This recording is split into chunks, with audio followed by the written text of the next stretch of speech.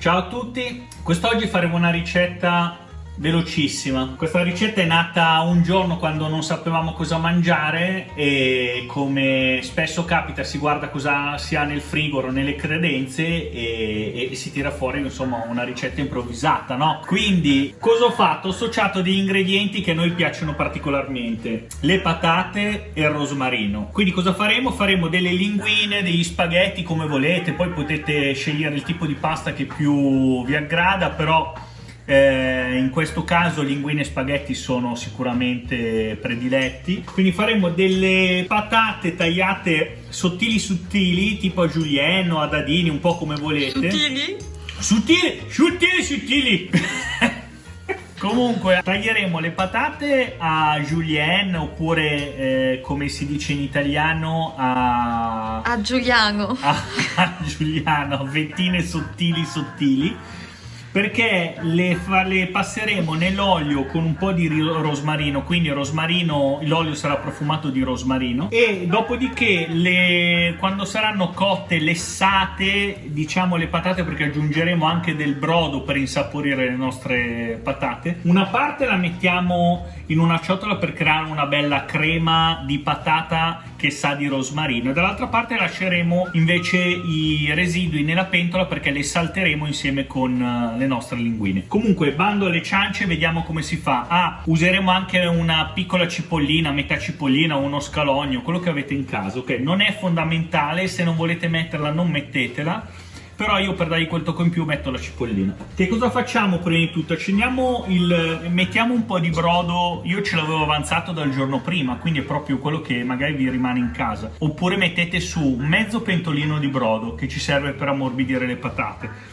Mettiamo su una pentola con un po' di olio, con un fornello basso, in modo che si inizia a riscaldare l'olio, e intanto prepariamo il rosmarino. Allora, per non far andare dappertutto chiamiamole le foglie di rosmarino, gli aghi di rosmarino, lo leghiamo con un pezzo di spago. Se non ce l'avete, l'importante è che magari lo mettete nell'olio, quando avete insaporito bene l'olio lo togliete. Se invece non vi dà fastidio il rosmarino, lo potete lasciare per tutta la cottura. Vado a fare un piccolo nodo. Vedete? Lego la base del rosmarino, poi ci giro intorno.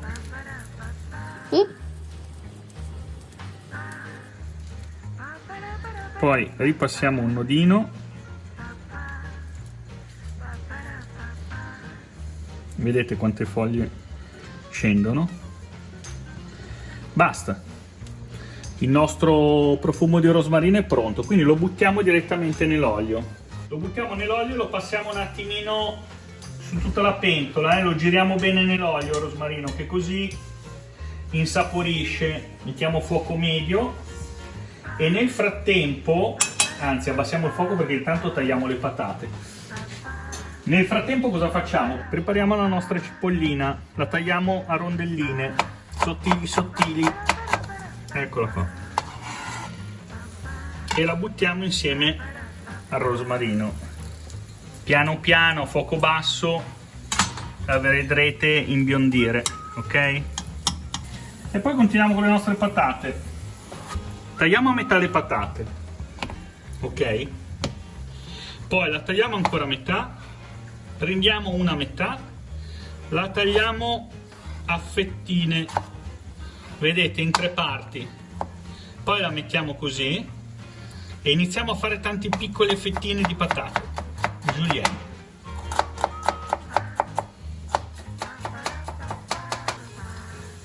La nostra cipolla ormai è imbiondita, il nostro rosmarino sta dando sapore all'olio. Iniziamo a buttare le patate, c'è un profumo di rosmarino, e alzate a fuoco medio il nostro fuoco.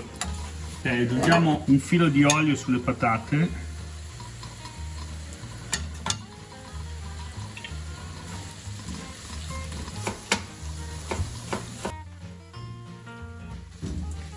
Come vedete è stato velocissimo, perché alla fine basta tagliare 2 patate o anche una patata, io faccio sempre razioni abbondanti, ma basta tagliare una patata, 2 patate sottili, farlo un attimino soffriggere nell'olio con il nostro rosmarino, la nostra cipollina.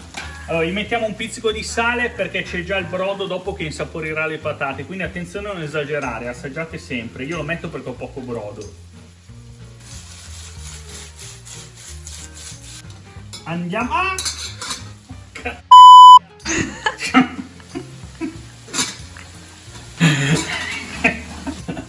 Andiamo ad aggiungere un po' di brodo senza scottarvi, attenzione al fumo. Le andate praticamente a ricoprire, ok? Senza esagerare, diciamo che arrivate più o meno a metà delle patate. Questo cosa serve? Serve per dare sapore alle patate con un po' di brodo e a farle ammorbidire, ok? In questo caso, per non farlo evaporare troppo, cosa faccio? Metto il fuoco al minimo e copro la pentola. Boh, le fate andare per 5 minuti, poi le assaggiate, devono essere belle morbide. Nel frattempo, come faccio io, inizio a buttare le mie linguine perché ci vorranno 10-12 minuti e nel frattempo facciamo cuocere le nostre patate. Dopodiché una parte, circa metà, la prendiamo, la mettiamo in un contenitore per un mini pinner e cosa faremo? Aggiungeremo un po' di brodo, un po' di parmigiano reggiano e olio per fare la nostra crema di patate. Perfetto, le nostre patate sono pronte, quindi teniamo il fuoco. Ora prendiamo un cucchiaio, togliamo il nostro rosmarino, dopodiché cosa facciamo? Prendiamo metà delle nostre patate e metà le lasciamo intere perché, come vedete, che buono sta. Chiudete la pentola, la tenete al caldo col fuoco spento. Poi cosa facciamo? Prendiamo un po' di brodo,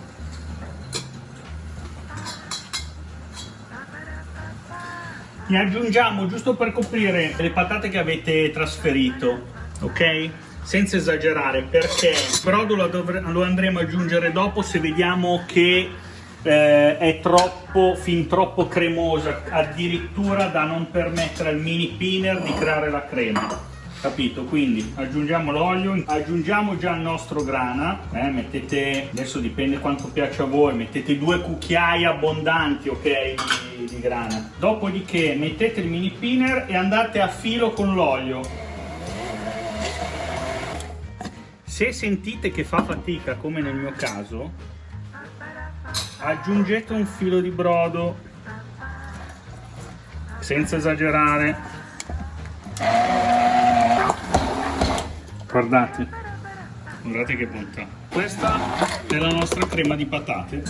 Andiamo a scolare la pasta, andiamo a comporre il piatto. Prendiamo la nostra pentola, mettiamo un filo di olio, diamo una girata alle nostre linguine. Poi prendiamo le nostre patate, le aggiungiamo, giriamo bene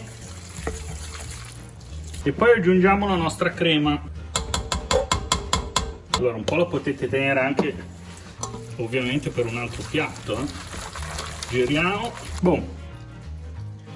Poi magari se volete potete mettere un po' di crema qua. Poi se avete, giusto per abbellire, un ramettino di rosmarino e per finire un filo di olio di quello buono. Mamma mia. Queste sono le linguine alle patate e rosmarino. Buon appetito a tutti e ci vediamo alla prossima ricetta. Ciao!